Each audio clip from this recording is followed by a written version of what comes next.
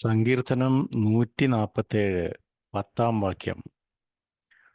പടക്കുതിരയുടെ ബലത്തിൽ അവിടുന്ന് സന്തോഷിക്കുന്നില്ല, ഓട്ടക്കാരന്റെ ശീഘ്രതയിൽ അവിടുന്ന് പ്രസാദിക്കുന്നില്ല. തന്നെ ഭയപ്പെടുകയും തൻ്റെ കാരുണ്യത്തിൽ പ്രത്യാശ വയ്ക്കുകയും ചെയ്യുന്നവരിലാണ് കർത്താവ് പ്രസാദിക്കുന്നത്. പടക്കുതിരയുടെ ബലത്തിൽ അവിടുന്ന് സന്തോഷിക്കുന്നില്ല, ഓട്ടക്കാരന്റെ ശീഘ്രതയിൽ അവിടുന്ന് പ്രസാദിക്കുന്നില്ല. തന്നെ ഭയപ്പെടുകയും തൻ്റെ കാരുണ്യത്തിൽ പ്രത്യാശ വയ്ക്കുകയും ചെയ്യുന്നവരിലാണ് കർത്താവ് പ്രസാദിക്കുന്നത്.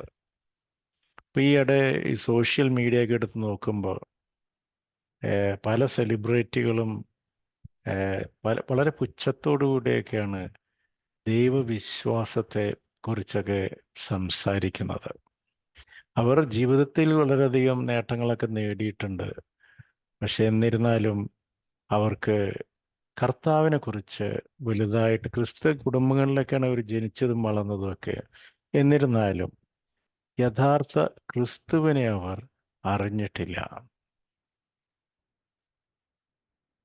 ഞാൻ പാപികളെ തേടി വരുന്നു, നിങ്ങൾ ഭയപ്പെടേണ്ട, നിങ്ങൾ എന്നോട് ചേർന്ന് നിൽക്കുവിൻ, നിങ്ങൾ ആകുലപ്പെടേണ്ട.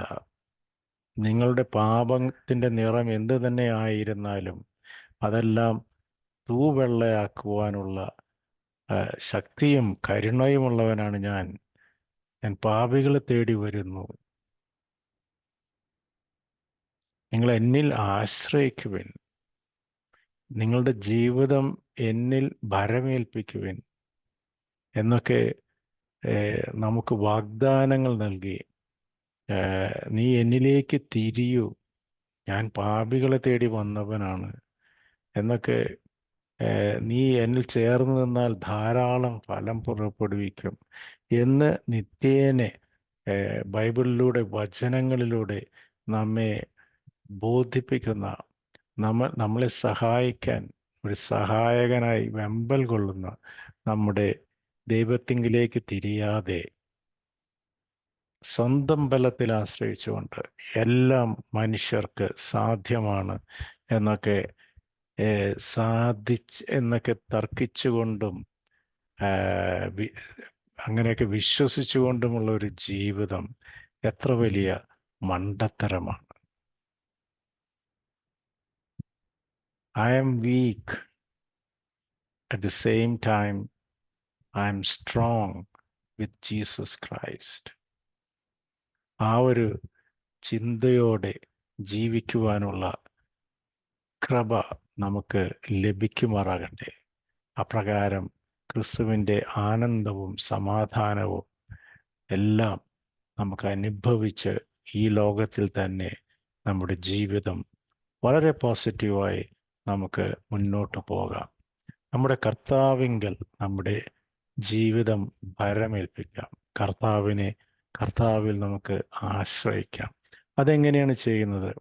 കർത്താവിൻ്റെ വചനം വായിക്കണം, അതനുസരിച്ച് ജീവിക്കാൻ പഠിക്കണം. ക്രിസ്തു അനുയായി എന്ന് പറയുമ്പോൾ 2 കാര്യങ്ങളാണ്. വചനം അനുസരിച്ച് ജീവിക്കണം. പിന്നെ ഒരാളെ നമ്മൾ അനുഗമിക്കണമെങ്കിൽ അയാൾ നമ്മളുടെ മുന്നിൽ നടക്കണം. നമ്മുടെ ജീവിതത്തിൻ്റെ മുന്നിൽ കർത്താവ് നടക്കണം. നമുക്ക് വേണ്ടി കർത്താവ് പടവെട്ടിക്കൊള്ളും. അതിനു വേണ്ടി നമുക്ക് കർത്താവിലേക്ക് തിരിയാം. കർത്താവിനെ പൂർണ്ണ ഹൃദയത്തോടെ നമ്മുടെ ഹൃദയത്തിൽ പ്രതിഷ്ഠിക്കാം. കർത്താവിൻ്റെ വചനമനുസരിച്ച് ജീവിക്കാം. നമ്മുടെ ഓരോ പ്രവൃത്തിയും, അനുദിന പ്രവൃത്തികളും കർത്താവുമായി കൺസൾട്ട് ചെയ്ത് കർത്താവിന് നിരക്കുന്നവയാണെങ്കിൽ മാത്രം നമുക്ക് ചെയ്യാം.